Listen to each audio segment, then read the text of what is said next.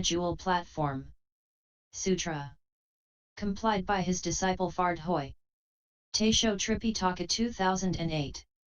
Translated into English by Buddhist text. Translation Society. Chapter 4, Concentration and Wisdom. The Master instructed the assembly, good knowing advisors, this Dharma-door of mine has concentration and wisdom as its foundation.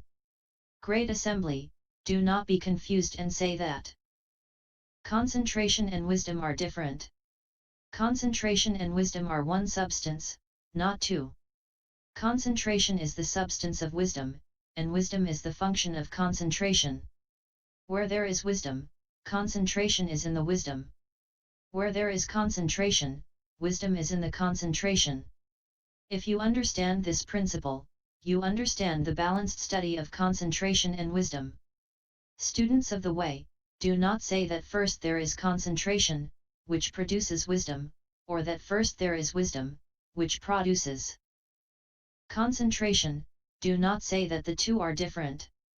To hold this view implies a duality of dharma. If your speech is good, but your mind is not, then concentration and wisdom are useless because they are not equal. If mind and speech are both good, the inner and outer are alike, and concentration and wisdom are equal. Self-enlightenment, cultivation, and practice are not a matter for debate. If you debate which comes first, then you are like a confused man who does not cut off ideas of victory and defeat, but magnifies the notion of self and dharmas, and does not disassociate himself from the form arc. Good knowing advisors, what are concentration and wisdom like? They are like a lamp and its light. With the lamp, there is light. Without the lamp, there is darkness. The lamp is the substance of the light and the light is the function of the lamp. Although there are two names, there is one fundamental substance. The Dharma of concentration and wisdom is also thus. The Master instructed the assembly, good knowing advisors, the single conduct samadhi is the constant practice of maintaining a direct, straightforward mind in all places, whether one is walking, standing, sitting, or lying down. As the Vimalakirti Sutra says, the straight mind is the Bodhimandala, the straight mind is the pure land. Do not speak of straightness with the mouth only, while the mind and practice are crooked, nor speak of the single conduct samadhi without maintaining a straight mind. Simply practice keeping a straight mind and have no attachment to any dharma. The confused person is attached to the marks of dharmas, while holding to the single conduct samadhi and saying, I sit unmoving and falseness does not arise in my mind. That is the single conduct samadhi. Such an interpretation serves to make him insensate and obstructs the causes and conditions for attaining the way. Good bowing advisors, the way must penetrate and flow. How can it be impeded? If the mind does not dwell in dharmas, the way will penetrate and flow. The mind that dwells in dharmas is in self-bondage. To say that sitting unmoving is correct is to be like Shariputra who sat quietly in the forest but was scolded by Vimalakirti. Good knowing advisors, there are those who teach people to sit looking at the mind and contemplating stillness, without moving or arising. They claim that it has merit. Confused men, not understanding, easily become attached and go insane. There are many such people. Therefore, you should know that teaching of this kind is a great error. The Master instructed the assembly, good knowing advisors, the right teaching is basically without a division into sudden and gradual. People's natures themselves are sharp or dull. When the confused person who gradually cultivates and the enlightened person who suddenly connects each recognize the original mind and see the original nature, they are no different. Therefore, the terms sudden and gradual are shown to be false names. Good knowing advisors, this Dharma-door of mine, from the past onwards, has been established from the first with no thought as its doctrine, no mark as its substance, and no dwelling as its basis. No mark means to be apart from marks while in the midst of marks. No thought means to be without thought while in the midst of thought. No dwelling is the basic nature of human beings.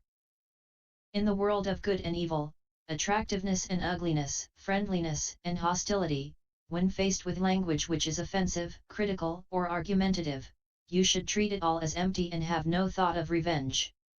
In every thought, do not think of former states. If past, present, and future thoughts succeed one another without interruption, it is bondage.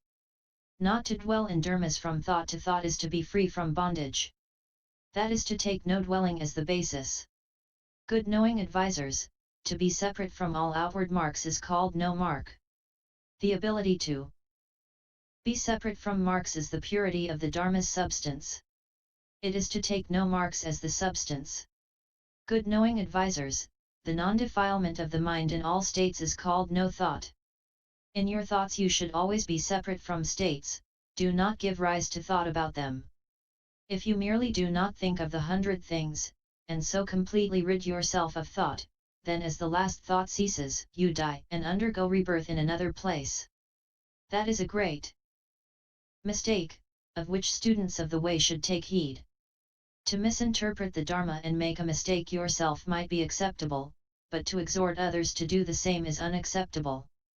In your own confusion you do not see end, moreover you slander the Buddha's sutras. Therefore no thought is established as the doctrine. Good knowing advisers, why is no thought established as the doctrine? Because there are confused people who speak of seeing their own nature, and yet they produce thought with regard to states. Their thoughts cause deviant views to arise, and from that all defilement and false thinking are created. Originally, not one single dharma can be obtained in the self-nature. If there is something to attain or false talk of misfortune and blessing, that is just defilement and deviant views. Therefore, this Dharma-door establishes no thought as its doctrine. Good knowing advisers, no means no what? Thought means thought of what? No means no two marks, no thought of defilement. Thought means thought of the original nature of true suchness. True suchness is the substance of thought and thought is the function of true suchness. The true suchness self-nature gives rise to thought. It is not the eye, ear, nose, or tongue which can think. The true suchness possesses a nature and therefore gives rise to thought. Without true suchness, the eye, ear, forms, and sounds immediately go bad. Good knowing advisers, the true suchness self-nature gives rise to thought, and the 6 faculties, although they see, hear, feel, and know, are not defiled by the 10,000 states. Your true nature is eternally independent.